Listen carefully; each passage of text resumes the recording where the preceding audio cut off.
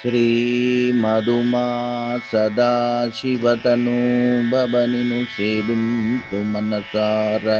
శ్రీ గణేశ మోదక ప్రియవర మూషిక వాహన